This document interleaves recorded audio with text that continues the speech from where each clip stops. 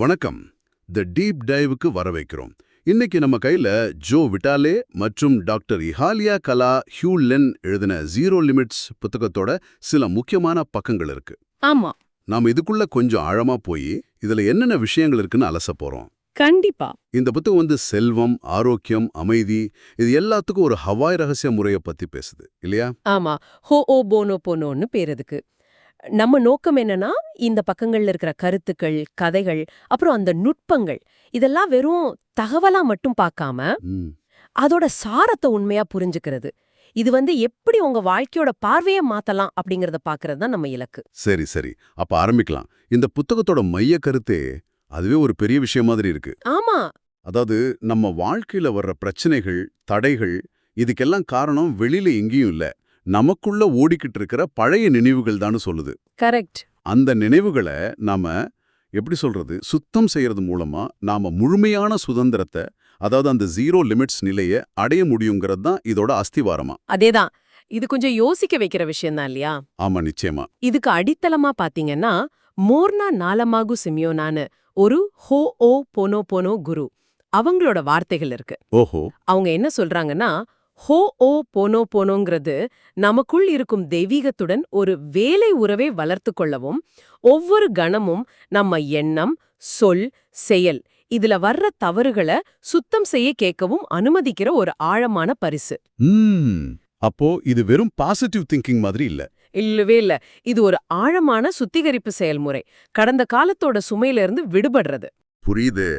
Doctor ஹியூலினோட முன்னுரையில கூட அமைதி எண்ணிலிருந்து தொடங்குகிறதுன்னு ஒரு வரி வருது. ஆமா, அது ரொம்ப பவர்ஃபுல்லான வரி. அது சும்மா சொல்ற மாதிரி தெரியல. பிரச்சனைகள் வெளியிலிருந்து வர்றதில்ல, அது நமக்குள்ள இருக்கிற நினைவுகளோட ரீப்ளே, ஒரு மறு ஒளிபரப்பு தான் அவர் ரொம்ப உறுதியா சொல்றாரு. ஆமா, இதுதான் நாம இன்னைக்கு ஆழமா பார்க்க போற முக்கியமான கருத்து. சரி. அப்போ ஜோ விட்டாலேயோட கதையில இருந்து ஆரம்பிக்கலாம். அவர் ஒரு மார்க்கெட்டிங் குரு, சுய முன்னேற்ற புத்தகங்கள் எல்லாம் எழுதுறவர். ஆமா. ஆனா ஒரு கட்டத்துல அவர் வழக்கமா பயன்படுத்துற முறைகள், அதாவது உறுதிமொழி சொல்றது, மனசுல காட்சிப்படுத்துறது, இதெல்லாம் எல்லா நேரத்திலயும் வேலை செய்யறதில்லன்னு உணர்றாரு. ஏதோ ஒண்ணு தடுக்குதுன்னு தோணுதா? ஆமா, ஏதோ ஒண்ணு உள்ளுக்குள்ள தடையா இருக்குன்னு அவருக்கு புரியுது. அப்போதான் அந்த ஆச்சரியமான கதையை கேள்விப்படுறார் போல. அதேதான். மனநலம் பாதிக்கப்பட்ட ரொம்ப ஆபத்தான குற்றவாளிகள் இருந்த ஒரு ஹவாய் மருத்துவமனை வார்டு. ஆமா, அந்த வார்டையே ஒரு சிகிச்சையாளர் டாக்டர் ஹியூலென் அவங்கள நேர்ல போய் சந்திக்காமலேயே அவங்களோட கேஸ் ஃபைல்ஸ் மட்டும் பார்த்து குணப்படுத்தினார்னு. என்னது, நேர்ல பார்க்காமலே வா? ஃபைல பார்த்தா நோயாளி சரியாயிடுவாங்களா? இது எப்படி? இது கேட்கவே நம்ப முடியாத மாதிரி தான் இருக்கும். ஒரு மர்ம கதை மாதிரி. இதுதான் விட்டாலேவ இந்த ஹோஹோ போனோ பக்கம் இழுத்துட்டு வருது. அப்ப விட்டாலேவோட வாழ்க்கையிலேயே சில மாற்றங்கள் நடந்ததா சொல்றாங்களே. ஆமா, அவர் தாம் வாழ்க்கையில நடந்த பல அற்புதங்களை சொல்றார். திடீர்னு பெரிய அளவுல எடை குறைஞ்சது, அவரோட ஒரு புத்தகம் உலக அளவுல பயங்கர ஹிட் ஆனது, அப்புறம் அந்த தி சீக்ரெட் படத்துல பேச வாய்ப்பு கிடைச்சதுன்னு. ஓ. ஆனா இது எதுவுமே அவர் பிளான் பண்ணி செஞ்சதோ இல்ல எதிர்பார்த்ததோ இல்லையா? அப்படியா? ஆமா, இது தானா நடந்தது. ஒரு தெய்வீக திட்டமிடல் மாதிரி தோணிச்சுங்கிறார். இதுக்கும் அந்த உள்ளுக்குள்ள இருந்த தடை நீங்குனதுக்கும் ஏதோ தொடர்பு இருக்குன்னு அவர் நம்ப ஆரம்பிக்கிறார். இங்கதான் இந்த ஹோ போஹோ போனோ ஒரு வித்தியாசமான தீர்வோட வருதுன்னு நினைக்கிறேன். கரெக்ட். அந்த ஆழ்மன தடைகளை, அதாவது திரும்ப திரும்ப ஓடுற அந்த பழைய நினைவுகளை, டேட்டாவை அதை சுத்தம் செய்யணும். அதோட அல்டிமேட் நோக்கம் பூஜ்ய நிலை, அதாவது ஜீரோ ஸ்டேட்டா. அது என்ன பூஜ்ய நிலை? அதை இப்படி யோசிச்சு பாருங்க. ஒரு கம்ப்யூட்டர்ல நிறைய பழைய ஃபைல்ஸ், வைரஸ் எல்லாம் இருந்தா அதை ஃபார்மேட் பண்ணி எக்தம் கிளீன் ஸ்லேட்டா மாத்தினா எப்படி இருக்கும்? ஓகே, எக்தம் புதுசு மாதிரி. அதே மாதிரி ஒரு நிலை. அந்த நிலையில பழைய புரோகிராம்கள் எதுவுமே இல்ல, எந்த எதிர்பார்ப்பும் இல்ல, எந்த வரம்புகளும் இல்ல. அங்க எது வேணும்னாலும் புதிதா உருவாகலாம். அதான் எதுவும் இல்ல, ஆனா எதுவும் சாத்தியம் அப்படிங்கிற நிலை. வாவ், கேட்கவே நல்லா இருக்கு. அப்போ இந்த நிலையை அடைய, அந்த நினைவுகளை சுத்தம் செய்ய என்ன செய்யணும்? அதுக்குதான் ரொம்ப எளிமையான ஆனா பயங்கர சக்தி வாய்ந்த 4 மந்திர சொற்றொடர்களை டாக்டர் ஹியூலென் அறிமுகப்படுத்துறார். அது என்ன? என்னை மன்னியுங்கள், நன்றி. இதுதான் ஹோனோபோனோபோனோவோட மையப் பயிற்சி. இது பார்க்க சிம்பிளா இருக்கே, இத சொன்னா போதுமா? இதுல ஒரு முக்கியமான நுணுக்கம் இருக்கு. குறிப்பா அந்த தயவு செய்து என்னை மன்னியுங்கள் அப்படிங்கிறது. ஆமா. அத சொல்லும்போது நாம தெய்வீகத்துக்கிட்ட நமக்காக மன்னிப்பு கேட்கல. இல்லையா? அப்ப யார்கிட்ட கேக்குறோம்? நம்ம அறியாமையால இந்த தேவையில்லாத நினைவுகளை புரோகிராம்களை உள்ள வச்சுக்கிட்டு கஷ்டப்படுறோமே, அதுக்காக நம்மை நாமே மன்னிக்கிறதுக்கு தெய்வீகத்தோட உதவிய கேக்குறோம். நம்ம சுத்திகரிப்புக்கு நாம தான் அனுமதி கேக்குறோம் மாதிரி. ஓ, இது ஒரு முக்கியமான வேறுபாடு. சரி, அப்போ விட்டாலே டாக்டர் ஹியூலனை தேடி கண்டுபிடிச்சு மீட் பண்றார். ஆமா, அப்போ அந்த மருத்துவமனை கதையை பத்தி நேரடியா கேட்கிறார். ஹியூலன் என்ன சொன்னார்? அவர் சொன்ன விளக்கம் இன்னும் ஆச்சரியமா இருந்துச்சுன்னு சொல்றீங்க. ரொம்ப ஆச்சரியம். அவர் என்ன சொன்னாருன்னா, அந்த நோயாளிகளோட ஃபைல்களை பார்த்து அந்த ஃபைல்ல இருக்கிற விவரங்கள் தனக்குள்ள என்ன மாதிரி உணர்வுகளை, என்ன மாதிரி பழைய நினைவுகளை தூண்டுதோ அதைத்தான் அவர் சுத்தம் செஞ்சாராம். என்னது, தன்னையா சுத்தம் செஞ்சார்? ஆமா, அவர் தன்னையே சுத்தம் செஞ்சதுனால அந்த நோயாளிகள் குணமாக ஆரம்பிச்சாங்களாம். இது இது எப்படி சாத்தியம்? இது லாஜிக்கே இல்லையே. இதுதான் புத்தகத்தோட இன்னொரு அதிர்ச்சியான ஆனா ரொம்ப ரொம்ப மையமான கருத்து. 100% பொறுப்பு. 100% பொறுப்பா? எதுக்கு? உங்க வாழ்க்கையில நீங்க எதை அனுபவிக்கிறீங்களோ, நீங்க பாக்குறது, கேக்குறது, உணர்றது, அது எதுவா இருந்தாலும், அது நல்லதோ கெட்டதோ, அதுக்கு நீங்க தான் 100% பொறுப்பு. ஒரு நிமிஷம், என்ன சொல்றீங்க? இப்போ உலகத்துல நடக்கிற தீவிரவாதம், இல்ல பொருளாதார பிரச்சனை, இல்ல எனக்கு பிடிக்காத ஒரு அரசியல்வாதி ஜெயிக்கிறது, இதுக்கெல்லாம் நானா பொறுப்பு? இது ஏத்துக்கவே முடியலையே. டாக்டர் ஹியூலனோட பார்வை இதுதான். அந்த விஷயம் உங்க அனுபவத்துக்குள்ள வருது இல்லையா? நீங்க அத பாக்குறீங்க, கேக்குறீங்க, அத பத்தி படிக்கிறீங்க, அது உங்கள பாதிக்குது. அப்போ அது உங்க யதார்த்தத்தோட ஒரு பகுதி. சரி. அது ஏன் உங்க யதார்த்தத்துல வருதுன்னா, அது உங்க உள்ளுக்குள்ள இருக்கிற ஏதோ ஒரு ப்ரோக்ராம், ஏதோ ஒரு நினைவோட பிரதிபலிப்பு. ஓ, அதனால அந்த வெளியில இருக்கிற விஷயத்த மாத்தணும்னா, நீங்க உங்க உள்ளுக்குள்ள இருக்கிற அந்த நினைவ, அந்த ப்ரோக்ராம தான் சுத்தம் செய்யணும். பிரச்சனை வெளியே இல்ல, அத நீங்க உணர்ற விதம் உங்களுக்குள்ள தான் இருக்கு. இதுதான் 100% பொறுப்பு. இது ஒரு புரட்சிகரமான பார்வை. ஏத்துக்க கொஞ்சம் கஷ்டமா தான் இருக்கும் முதல்ல. ரொம்பவே கஷ்டமா இருக்கு. அப்போ ஹியூலன் அந்த மருத்துவமனையில என்ன செஞ்சாரு? அந்த ஃபைல பார்த்துட்டு அந்த நோயாளிகளோட கோப்புகளை பார்த்து தனக்குள்ள வர்ற கஷ்டமான உணர்வுகள், நினைவுகளுக்காக திரும்ப திரும்ப மன்னிக்கவும், நான் உன்னை நேசிக்கிறேன்னு சொல்லிக்கிட்டே இருந்தாராம். அவ்வளவுதான். சும்மா இதே சொல்லிட்டு இருந்தாரா? ஆமா, இதுக்கு பேரு சுய அடையாள ஹோஓபொனோபொனோ. அதாவது தன் சுய அடையாளத்துக்குள்ளேயே இந்த சுத்திகரிப்பு அவர் செஞ்சிருக்கார். இது ஏன் வேலை செய்துன்னு ஏதாவது விளக்கம் இருக்கா? இருக்கு. டாக்டர் ஹியூலன் டோர் நொரட்ராண்டர்ஸ்னு ஒருத்தரோட தி யூசர் இல்லூஷன் புத்தகத்தை மேற்கோள் காட்டுறார். ஓகே. நம்ம நனவு மனம், அதாவது நம்மளோட கான்ஷியஸ் மைண்ட், ஒரு வினாடிக்கு வர்ற பல மில்லியன் கணக்கான தகவல் துணுக்குகள்ல வெறும் 40 துணுக்குகளை மட்டும்தான் கவனிக்கவோ ப்ராசஸ் பண்ணவோ முடியுமா? என்னது, மில்லியன் கணக்குல வரும் 40ஆ?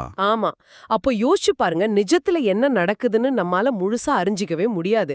நாம ஒரு சின்ன துளிய வச்சுதான் உலகத்தை புரிஞ்சிக்க முயற்சி பண்றோம். ஆமா, உண்மைதான். அதனால எல்லாத்தையும் கட்டுப்படுத்த நினைக்காம, எல்லாத்தையும் புரிஞ்சிக்க நினைக்காம, இந்த சுத்திகரிப்பு செயல்முறையை நம்பி சரணடைறதுதான் ஒரே வழின்னு அவர் சொல்றார். சரி, அடுத்து விட்டாலியாவோட முதல் ஹோஓபோனோபோனோ கருத்தரங்கு அனுபவம் பத்தி வருது. அங்க ஹியூலன் இன்னும் ஆழமா விளக்குறார் போல. ஆமாம், அவர் சொல்றார், நாம 2 விதமா செயல்படலாம். ஒன்னு, நினைவுகளோட அடிப்படையில. அதாவது நம்ம பழைய புரோகிராம்கள், கடந்த கால அனுபவங்கள், பயங்கள், இதோட அடிப்படையில. இல்லன்னா உத்வேகத்தோட அடிப்படையில. உத்வேகங்கிறது தெய்வீகத்துக்கிட்ட இருந்து வர்ற நேரடி செய்தி மாதிரி. அது எப்பவும் சரியா இருக்கும். ஓ, நினைவுகள் வர்சஸ் உத்வேகம். ஆனா அந்த உத்வேகத்தை பெறணும்னா முதல்ல இந்த பழைய நினைவுகளோட சத்தத்தை குறைக்கணும். அதோட ஆதிக்கத்துல இருந்து வெளியே வரணும். அதுக்கு தான் இந்த சுத்தம் செய்யறது பயன்படுது. நினைவுகள் ஓடிக்கிட்டே இருந்த உத்வேகத்துக்கான இடம் இருக்காது, அப்படிதானே? அதேதான், அந்த ஸ்பேஸ் வேணும். இங்க நரம்பியல் விஞ்ஞானி பெஞ்சமின் லிப்பட்டோட ஒரு சோதனை பத்தியும் பேசுறாங்க. அது என்ன? ஆமா, அது ரொம்ப சுவாரஸ்யமானது. நாம் ஒரு செயலை செய்யணும்னு நனவா முடிவெடுக்கிறதுக்கு, அதாவது கான்ஷியஸா டிசைட் பண்றதுக்கு, ஒரு மைக்ரோ செகண்ட் முன்னாடியே மூளையில அதுக்கான செயல்பாடு தொடங்கிடுதான். அப்படியா? அப்ப நன்மை எண்ணங்கள் உண்மையிலே நம்மளோடதா, இல்ல அதுவும் மூளையிலிருந்து வர்ற ஒரு தூண்டுதலா? இது நம்ம ஃப்ரீவில் பத்தின பார்வையே மாத்துதே. ஹோபோனோபொனோ பார்வையில நம்ம பல எண்ணங்கள் இந்த பழைய நினைவுகளோட மறு ஒளிபரப்பு தான். அதனால தான் திரும்ப திரும்ப சுத்தம் செய்ய சொல்றாங்க. சுத்தம் செய்ய செய்ய நினைவுகளோட பிடிப்புரியுமா? குறையும். அப்போ உண்மையான உத்வேகத்துக்கு இடம் கிடைக்கும். அந்த பூஜ்ய நிலையில நீங்க யோசிக்கவே தேவையில்ல, உத்வேகம் உங்களை தானா வழி நடத்தும்னு சொல்றாங்க. இதுல தி சீக்ரெட் படத்தோட ருண்டா பாயின் பத்தியும் ஒரு விஷயம் வருது. ஆமா, விட்டாலே அவங்க கிட்ட கேட்டிருக்காரு, அந்த சீக்ரெட் ஐடியா உங்களுக்கு உத்வேகமா வந்துச்சா இல்ல நீங்களா உருவாக்கினீங்களான்னு. அவங்க என்ன சொன்னாங்க? அவங்க சொன்னாங்க, அந்த ஐடியா ஒரு உத்வேகமா திடீர்னு வந்ததுதான். ஆனா அத படமா எடுக்கிறதுக்கு அத செயல்படுத்த நிறைய உழைக்க வேண்டியிருந்ததுன்னு. ஓ, அப்ப உத்வேகம் வந்தாலும் அதை செயல்படுத்த முயற்சியும் தேவை. ஆமா, உத்வேகம் வழிகாட்டும், ஆனா நாம தான் நடக்கணும். சரி, மறுபடியும் அந்த 100% பொறுப்புக்கே வருவோம். அதுதான் கொஞ்சம் ஜீரணிக்க கஷ்டமா இருக்கு. டாக்டர் ஹியூலன் ஒரு சிம்பிளான கேள்வி கேக்குறார். உங்க வாழ்க்கையில ஒரு பிரச்சனை வரும்போதெல்லாம் நீங்க அங்க இருக்கிறீங்களான்னு கவனிச்சிருக்கீங்களா? ஆமா, நான் இல்லாம எப்படி பிரச்சனை வரும்? அது மேலோட்டமா பார்த்தா சாதாரணம். ஆனா பிரச்சனை இருக்கிற இடத்துல நீங்களும் இருக்கீங்கன்னா அந்த பிரச்சனை உங்க அனுபவத்தோட ஒரு பகுதி. அப்போ அதுக்கு நீங்களும் பொறுப்பு தான். இதுல விதிவிலக்கே கிடையாது. அந்த மருத்துவமனையில கொலைக்காரர்கள் பாலியல் குற்றவாளிகளை பார்த்தபோது கூடவா அவர் பொறுப்பேத்துக்கிட்டாரே? இது நம்பவே முடியலையே. ஆமா, ஹியூலன் பார்வையில அவங்க செஞ்ச செயல்களுக்கு காரணம் அவங்க இல்ல, அவங்களுக்குள்ள ஆழமா பதிஞ்சிருக்கிற ஏதோ ஒரு நினைவுகள் அல்லது புரோகிராம்கள் தான் காரணம். அவங்க அந்த புரோகிராமோட வெளிப்பாடு. ஓ, அவங்களுக்கு உதவணும்னா நேரடியா அவங்க கிட்ட பேசி பிரயோஜனம் இல்ல. அவங்க கோப்புகளை பார்த்து தனக்குள்ள அந்த புரோகிராமோட எந்த அம்சம் பிரதிபலிக்குதோ அத சுத்தம் செய்யணும். இதுதான் அவங்களுக்கு செய்யக்கூடிய உண்மையான உதவி. அதனாலதான் திரும்ப திரும்ப மன்னிக்கவும், நான் உன்னை நேசிக்கிறேன்னு சொன்னார். அப்போ ஹோஹோ போனோ போனோட அர்த்தம் என்ன? ஹோ ஓ அப்படின்னா ஹவாய் மொழியில காரணம், காஸ் அல்லது உண்டாக்குதல், டு மேக். போனோ போனோனா முழுமை அல்லது சரி செய்தல், பெர்ஃபெக்ஷன், டு கரெக்ட். ஓ, காரணத்தை சரி செய்யறது. ஆமா, கடந்த காலத்தோட வலி மிகுந்த நினைவுகளால நம்ம எண்ணங்கள்ல பிழை ஏற்படுது. அந்த பிழையான வலி மிகுந்த எண்ணங்களோட ஆற்றலை விடுவிக்க ஒரு வழிய கொடுக்குது ஹோஹோ போனோ போனோ. அந்த செயல்முறை எப்படி நடக்குது? அந்த 4 வார்த்தைகளை சொன்னா என்ன ஆகும்? நீங்க அந்த 4 சொற்றொடர்களையும் மன்னிக்கவும், தயவு செய்து என்னை மன்னியுங்கள், நன்றி, நான் உன்னை நேசிக்கிறேன், மனசுக்குள்ளேயோ இல்ல சத்தமாவோ சொல்லும்போது உங்க கோரிக்கைய உங்க உள்ளுக்குள்ள இருக்கிற தெய்வீகத்துக்கிட்ட வைக்கிறீங்க. தெய்வீகம் அந்த வலி மிகுந்த நினைவை எடுத்து அதோட ஆற்றலை நடுநிலையாக்குது, தூய்மைப்படுத்துது. அந்த ஆற்றல் போனதும் அங்க ஒரு வெற்றிடம் உருவாகுது. வெற்றிடமா? ஆமா, ஒரு காலி இடம். பிறகு தெய்வீகம் அந்த வெற்றிடத்தை தூய ஒளியால, அதாவது உத்வேகத்தால நிரப்புது. நீங்க செய்ய வேண்டியது பிரச்சனைய கவனிச்சதும் கோவப்படுறதுக்கு பதிலா, வருத்தப்படுறதுக்கு பதிலா உடனே சுத்தம் செய்ய ஆரம்பிக்கிறது தான். விட்டாலேவோட அனுபவங்கள் இதை இன்னும் தெளிவா காட்டுதுன்னு சொன்னீங்களே. ஆமா, அவருக்கு ரொம்ப எரிச்சலூற்ற மாதிரி ஒரு மின்னஞ்சல் வருது. ஓகே. அவர் கோவப்படாம அந்த கோப உணர்வுக்காக தன்னை சுத்தம் செய்றார். நான் உன்னை நேசிக்கிறேன், மன்னிக்கவும்னு சொல்றார். கொஞ்ச நேரத்துல அந்த மேல் அனுப்புனவரே சாரி தப்பா சொல்லிட்டேன்னு மன்னிப்பு கேட்டு இன்னொரு மேல் அனுப்புறாராம். அட, ஆச்சரியமா இருக்கே. அதே மாதிரி காணாம போன ஒரு ஊழியர் பிரச்சனையையும் அவர் இப்படி உள்ளுக்குள்ள சுத்தம் செஞ்சே தீர்த்ததா சொல்றார். நேரடியா எதுவும் செய்யாம உள்ளுக்குள்ள சுத்தம் செய்தது வெளியில மாற்றத்தை ஏற்படுத்துது.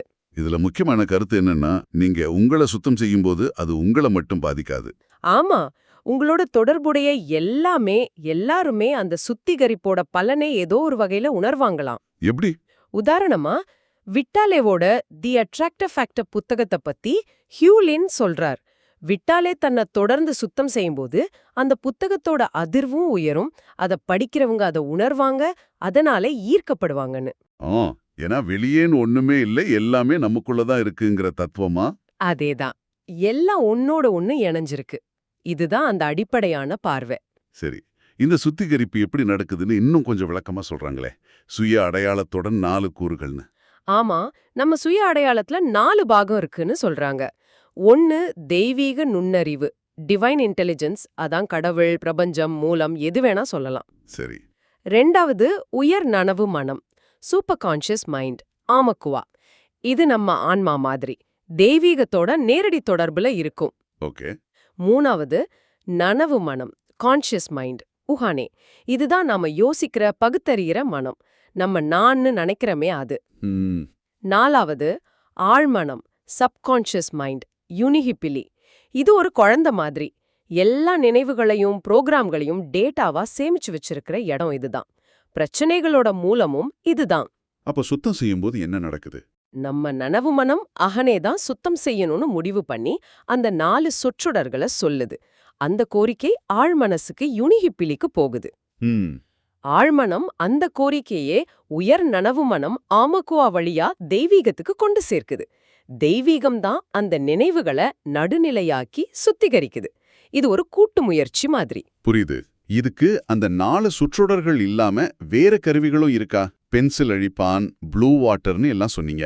ஆமா, டாக்டர் ஹியூலின் சில வித்தியாசமான சிம்பிளான கருவிகளையும் சொல்றார்.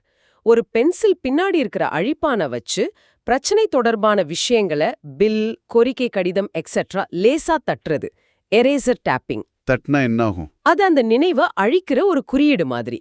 அப்புறம் சீபோர்ட்னு ஒரு சின்னம், லோகோ மாதிரி, அதை பாக்குறது, பயன்படுத்துறது. ஓ, நீல நிற கண்ணாடி பாட்டில தண்ணிய ஊத்தி அத வெயில்ல கொஞ்ச நேரம் வச்சு ப்ளூ சோலார் வாட்டர், அந்த தண்ணிய குடிக்கிறது. ப்ளூ சோலார் வாட்டரா? ஆமா, ஏன் ஸ்ட்ராபெரி, ப்ளூபெரி பழங்களை சாப்பிடுறது கூட நினைவுகளை சுத்தம் செய்ய உதவுமா. என்னது, பழம் சாப்பிட்டா சுத்தமாகுமா? இது ரொம்ப வினோதமா இருக்கே.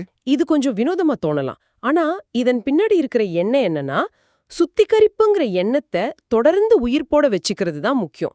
அந்த எண்ணத்துக்கு சக்தி கொடுக்க இந்த கருவிகள் உதவுது. கருவி எதுவா வேணாலும் இருக்கலாம், உங்க எண்ணம் தான் முக்கியம். Okay okay. அடுத்து இந்த சுத்தம் செய்யறதுக்கும் வேகமான முடிவுகளுக்கும் குறிப்பா செல்வத்துக்கும் என்ன தொடர்பு? பணம் வேணும்னா அதுக்கு வேலை செய்யணும், முதலீடு பண்ணணும். இது எப்படி சுத்தம் செய்யறது மூலமா வரும்? ஹோ ஹோ ஹோ போனோ பார்வையில செல்வம் உட்பட எல்லாமே எங்கிருந்து வருது? தெய்வீகத்திடமிருந்து தான். சரி. அது நமக்குள்ள தாராளமா பாய்ந்து வர்றதுக்கு தடையா இருக்கிறது என்ன? நம்ம ஆழ் மனசுல இருக்கிற பணத்தை பத்தின தப்பான நம்பிக்கைகள், பழைய நினைவுகள் தான்.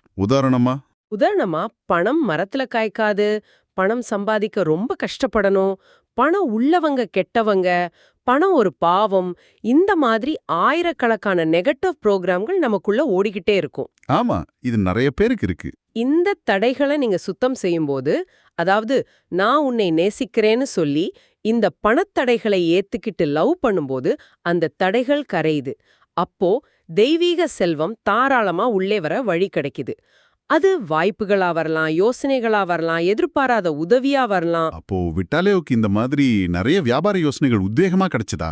ஆமா, அவர் சொல்றார், ஐ லவ் யூ ஆடியோ, ஆழ்மன டிவிடி, ஃபிட்டரீட்டான்னு ஒரு உடல்நல பானம், கிளியரிங் மேட்ஸ்னு தரைவிருப்புகள், இப்படி பல தயாரிப்புகள் அவருக்கு இந்த சுத்திகரிப்பு மூலமா கிடைச்ச உத்வேகத்தோட விளைவுகளாம். அப்போ பணம் சம்பாதிக்கிறதுக்கும் இதை பயன்படுத்தலாம். ஆமா, ஆனா ஒரு முக்கியமான விஷயம் என்ன?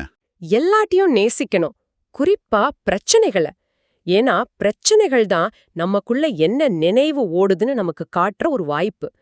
ஹியூலன் விட்டாலே கிட்ட அவரோட புத்தகத்தை நேசிக்க சொன்ன உதாரணம் கூட வருது. ஓ, புத்தகத்தை நேசிக்கணுமா? ஆமா, அதே சமயம் வர்ற விளைவுகள் மேல பற்றுதல் இல்லாம இருக்கணும். நான் சுத்தம் செய்யறேன், எனக்கு பணம் வந்தே ஆகணும்னு எதிர்பார்க்க கூடாது. அமைதிக்காக தான் சுத்தம் செய்யணும்.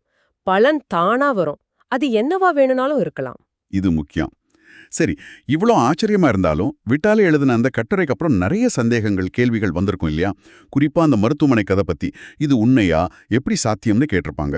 நிச்சயமா நிறைய பேர் கேட்டிருக்காங்க. அந்த சந்தேகங்களுக்கு டாக்டர் ஹியூலின் நேரடியாவே பதில் கொடுத்திருக்கார் புத்தகத்துல. என்ன சொன்னார்? அவர் என்ன செய்தார்னு ரொம்ப தெளிவா சொல்றார். அவர் தன்னைத்தான் சுத்தம் செஞ்சார், 100% பொறுப்பேத்துக்கிட்டார். நோயாளிகளோட நேரடியா எந்த தெரப்பி செஷனும் நடத்தல. ஓ, அப்போ எப்படி மாற்றம் வந்துச்சு? ஆனா அவர் தன்னை சுத்தம் செய்ய செய்ய வார்ட்ல நம்ப முடியாத பெரிய மாற்றங்கள் நடந்துச்சு. நோயாளிகளை தனியா அடைச்சு வைக்கிறது, ஐசோலேஷன், கை விலங்கு கால் விலங்கு போதுறது, ரிஸ்ட்ரெயின்ஸ், இதெல்லாம் படிப்படியா குறைஞ்சது, நின்னு போச்சு. அட, வன்முறை சம்பவங்கள் ரொம்ப குறைஞ்சது, ஊழியர்கள் அடிக்கடி லீவ் போடுறது குறைஞ்சு அவங்களோட மனப்பான்மையே மாறுச்சு. ரொம்ப முக்கியமா சில காலத்துல சில நோயாளிகள் முழுசா குணமடைஞ்சு டிஸ்சார்ஜ் ஆகி போனாங்க. இதெல்லாம் அந்த மருத்துவமனை பதிவேடுகள்லயே இருக்கு. இது கேட்கவே பிரமிப்பா இருக்கு. அப்போ மறுபடியும் அந்த 100% பொறுப்புக்கே வருவோம். ஒரு உதாரணம் சொல்றாங்க. உங்களுக்கு பிடிக்காத ஒரு ஜனாதிபதிக்கு 5 கோடி பேர் ஓட்டு போட்டா கூட அது உங்க அனுபவத்துக்குள்ள வர்றதால அதுவும் உங்க பொறுப்பு தான்னு. இதை எப்படி ஏத்துக்கிறது? இது நம்ம ஈகோக்கு, நம்ம அகங்காரத்துக்கு ஒரு பெரிய சவால். நான் எப்படி அதுக்கு பொறுப்பா முடியும்னு தோணும். ஆனா போன பார்மையில அந்த நிகழ்வு உங்களுக்கு கோபத்தையோ வருத்தத்தையோ பயத்தையோ தருதுன்னா அதுக்கு காரணம் வெளியில இருக்கிற அந்த ஜனாதிபதியோ ஓட்டு போட்டவங்களோ இல்ல. இல்லையா? பின்ன என்ன காரணம்? அதுக்கு காரணம் உங்களுக்குள்ள ஓடுற ஏதோ ஒரு ப்ரோக்ராம், ஏதோ ஒரு நினைவு தான் அந்த உணர்வை தூண்டுது.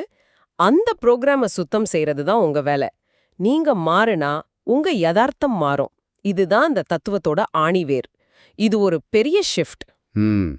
ஹியூலன் இன்னொரு முக்கியமான விஷயத்த சொல்றார். தேர்வு செய்யறதே ஒரு வரம்பு தானே. இது என்ன அர்த்தம்? நாம நினைவுகள்ல இருந்து செயல்படும் போதுதான் இது வேணுமா அது வேணுமா இதை செய்யலாமா அதை செய்யலாமான்னு யோசிச்சு பல ஆப்ஷன்ஸ்க்கு நடுவில் தேர்வு செய்ய வேண்டியிருக்கு. ஏன்னா நினைவுகள் எப்பவுமே குழப்பத்தை தான் தரும். ஆமா. ஆனா நீங்க உத்வேகத்திலிருந்து அந்த 0 ஸ்டேட்ல இருந்து செயல்படும் போது அங்க தேர்வுக்கே இடம் இல்ல. என்ன செய்யணுமோ அது மட்டும் தெளிவா தெரியும். நீங்க அதை செஞ்சுடுவீங்க. அது எப்பவும் சரியா இருக்கும். அங்க செயல் மட்டும்தான் இருக்கும். ஓ, அப்ப உத்வேகம் வரும்போது யோசிக்க தேவையில்லை. தேவையில்ல. அது நேரடி வழிகாட்டுதல். இதுக்கு ஒரு சிம்பனி இசைக்குழுவோட உருவகத்தை பயன்படுத்துறாங்க. அது எப்படி? ஒரு பெரிய இசைக்குழுல ஒவ்வொருத்தருக்கும் தெய்வீகத்தால ஒரு தனித்துவமான வாத்தியம், அதாவது ஒரு பங்கு கொடுக்கப்பட்டிருக்கு. வயலின் வாசிக்கிறவர் வயலின் வாசிக்கணும், புல்லாங்குழல் வாசிக்கிறவர் புல்லாங்குழல் வாசிக்கணும். சரி. நாம நம்ம வாத்தியத்தை சரியா வாசிச்சா போதும், அந்த மொத்த இசையும் சரியா வரும். நாம அடுத்தவங்க வாத்தியத்தை வாசிக்க முயற்சி பண்றதோ இல்ல நம்ம வாத்தியத்தை சரியா வாசிக்காம சும்மா இருக்கிறதோ தான் பிரச்சனை. நம்ம பங்க சரியா செய்யறதுக்கு இந்த சுத்திகரிப்பு உதவும். புரியுது. நம்ம நனவு மனம் 15 பிட்ஸ் எல்லாத்தையும் புரிஞ்சுக்க முயற்சி பண்ணோம். ஆனா மொத்த தகவல்ல 15 மில்லியன் பிட்ஸ், அது ஒரு சின்ன துளிதான சொல்றீங்க. ஆமா. அதனால எல்லாத்தையும் அறிவால புரிஞ்சுக்க முயற்சி பண்ணாம இந்த செயல்முறைய நம்பி செய்ய வேண்டியத முக்கியம்னு திரும்ப திரும்ப சொல்றாங்க. Just do it. இது தெரபிஸ்ட்களுக்கு கூட ஒரு அட்வைஸ் இருக்கு. ஆமா. சிகிச்சையாளர்களுக்கு ஒரு முக்கியமான அறிவுரை சொல்றாங்க. உங்ககிட்ட வர்ற வாடிக்கையாளர் என்ன பிரச்சனையோட வந்தாலும் அவங்கள வெறுமனே நேசிங்க. ஐ லவ் யூ சொல்லுங்க மனசுக்குள்ள. ஏன்? ஏன்னா அவங்க பிரச்சனைன்னு சொல்றது உங்களுக்கும் அவங்களுக்கும் பொதுவா இருக்கிற ஏதோ ஒரு பகிரப்பட்ட புரோகிராம், பகிரப்பட்ட நினைவுதான்.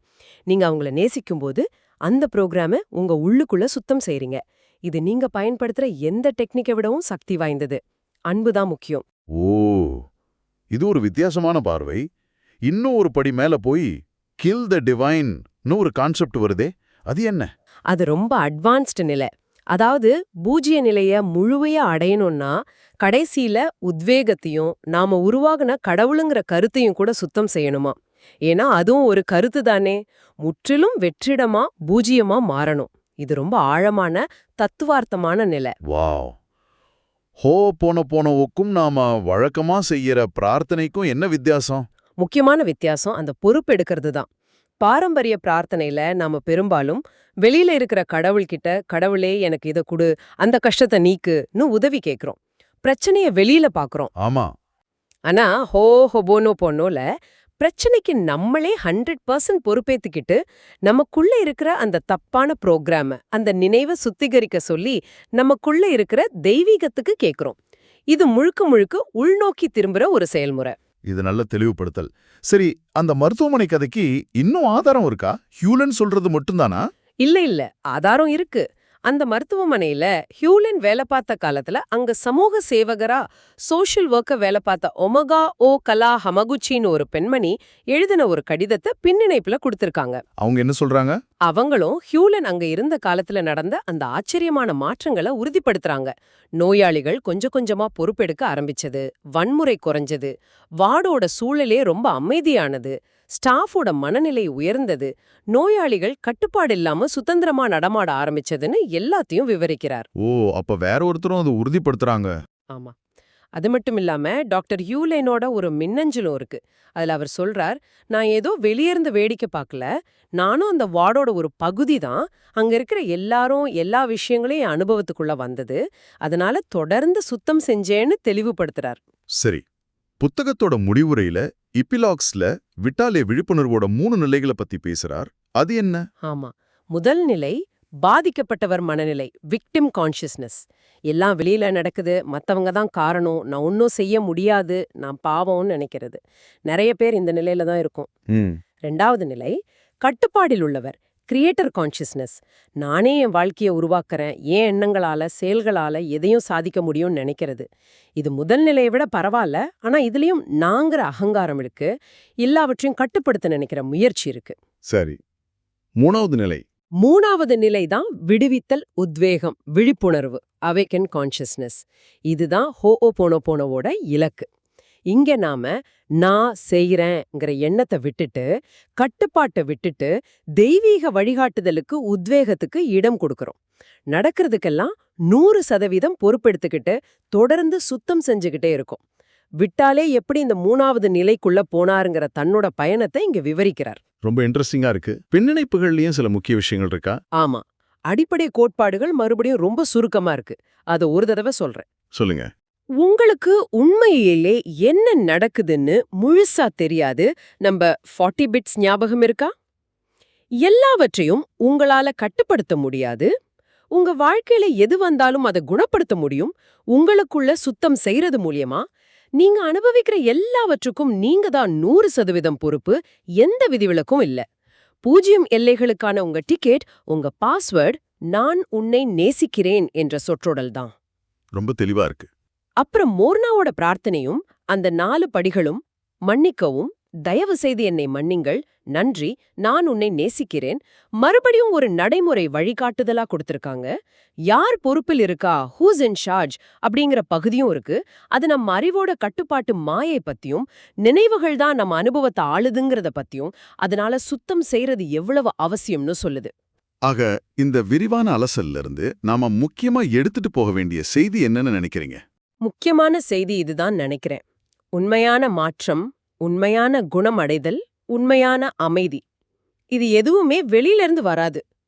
அது உங்களுக்குள்ள தான் தொடங்கணும். ஆமா. உங்க யதார்த்தத்துக்கு 100% பொறுப்பேத்துக்கிறது, அது எவ்ளோ கஷ்டமா இருந்தாலும் சரி. அப்புறம் அந்த எளிமையான ஆனா ரொம்ப சக்தி வாய்ந்த நான் உன்னை நேசிக்கிறேன் மந்திரத்தை பயன்படுத்தி நமக்குள்ள இருக்கிற அந்த பழைய குப்பைகளை, அதாவது நினைவுகளை தொடர்ந்து சுத்தம் செஞ்சுக்கிட்டே இருக்கிறது. இதுதான் வழி. இதுதான் 0 லிமிட்ஸ்க்கு போற பாதை. நம்மளோட குறிக்கோள் இந்த நினைவுகளோட சுமையிலிருந்து விடுபட்டு அந்த பூஜ்ய நிலைக்கு, அந்த தூய சாத்தியக்கொள்களின் நிலைக்கு திரும்புறதான்னு சொல்றீங்க. ஆமா, அது ஒரு தடவை செஞ்சு முடிக்கிற வேலை இல்ல. இது ஒரு தொடர் பயிற்சி, ஒரு வாழ்க்கை முறை மாதிரி. ஒவ்வொரு கணமும் செய்ய வேண்டியது. சரி, ரொம்ப ஆழமான விஷயங்களை நாம இன்னைக்கு பார்த்தோம். இப்போ உங்களுக்காக, நம்ம நேயர்களுக்காக ஒரு இறுதி சிந்தனை. சொல்லுங்க. நீங்க இப்போ உங்க வாழ்க்கையில எதிர்கொண்டிருக்கிற ஒரு குறிப்பிட்ட சவால் அல்லது ஒரு பிரச்சனையை யோசிச்சு பாருங்க. அது ஒரு உறவு சிக்கலா இருக்கலாம், பணப்பிரச்சனையா இருக்கலாம், உடல்நல குறைவா இருக்கலாம், இல்ல வேலையில ஒரு பிரச்சனையா இருக்கலாம். எது வேணா இருக்கலாம். அந்த சூழ்நிலைக்கு 100% பொறுப்பேத்துக்க முடியுமா உங்களால? அதாவது இந்த பிரச்சனை அனுபவத்துல இருக்குன்னா இதுக்கு காரணம் என் உள்ளுக்குள்ள ஓடுற ஏதோ ஒரு நினைவு தான் அப்படின்னு ஏத்துக்க முடியுமா? இதுதான் முதல் படி. அப்படி ஏத்துக்கிட்டு அந்த சூழ்நிலைக்காகவும் அது உங்களுக்குள்ள தூண்டுற அந்த கஷ்டமான உணர்வுகளுக்காகவும், கோபம், வருத்தம், பயம் எதுவா இருந்தாலும் மனசுக்குள்ள நான் உன்னை நேசிக்கிறேன், மன்னிக்கவும், தயவு செய்து என்னை மன்னியுங்கள், நன்றி அப்படின்னு திரும்ப திரும்ப சொல்ல ஆரம்பிச்சா என்ன நடக்கும்னு நினைக்கிறீங்க? ஒரு மாற்றம் வருமா? அந்த சூழ்நிலை மாறுமா? இல்ல உங்க மனநிலை மாறுமா? இத கொஞ்சம் சிந்திச்சு பாருங்க, முயற்சி பண்ணி பாருங்க. நிச்சயமா ஒரு மாற்றம் வரும். நன்றி. இந்த ஆழமான உரையாடலுக்கு ரொம்ப நன்றி. அடுத்த ஆழ்ந்த பார்வையில நம்ம சந்திப்போம்.